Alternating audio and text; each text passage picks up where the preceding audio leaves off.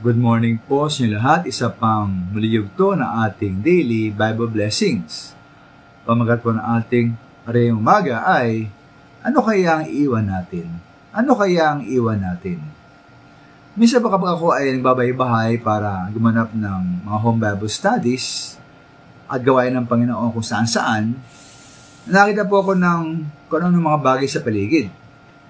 Sa akin palagi mga minamahal, hindi lamang minsan nakakita ako ng bote ng beer na walang laman, tulad ng Red Horse, na nakakalat lamang po sa daan. Ngayon po, ano kaya po ibig sabihin nito? Una, para sa akin, na merong taong uminom ng beer, di po ba? Ikalawa po, malamang ang taong uminom ng beer na ito ay nakatira sa bahay na pinakamalapit na kung saan ko nakita ang bote ng beer. Ngayon po, normal lamang na mapaisip kayo, di po ba? Kung may nakita kayong walang laman ng bote ng Red Horse sa malapit sa pintuan o gate ng bayan ng inyong pastor. Kaya, mag-ingat po tayo mga minamahal. Kung anong bagay ang iwan natin at nakikita ng ibang tao. Naalala ko po rito, kaugnay rito ang nangyari kay Tabitha o Dorcas sa mga Gawa 9:39. Siya po'y namatay at ang dumating si Pedro, kaagad po lumapit sa kanya ang mga biyuda na umiiyak at ipinakita ang mga mahabang panloob na kasuotan at mga damit na ginawa ni Tabitha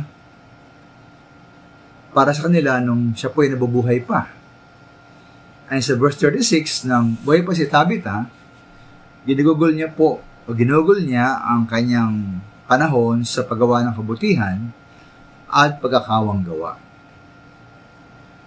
Kung tayo babalik maminama sa unang bahagi ng ating aralin na ito, ba kung mamatay tayo at merong ang mga taong darating sa ating lamay, anong mangyari po? Papakita kaya sa mga bisita ay mga walang laman na mga bote ng Red Horse na nakita po sa may bahay natin.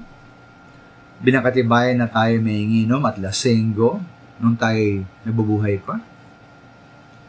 Ano kaya po ating iiwan kapag tayo po ay pumanaw na? Meron ba tayong iiwan tulad ni Tabitha na katibayan na ating paggawa ng kabutihan at pagkakawang gawa? Tayo mag-iwan po ng mga bote ng Red Horse. Maraming salamat po.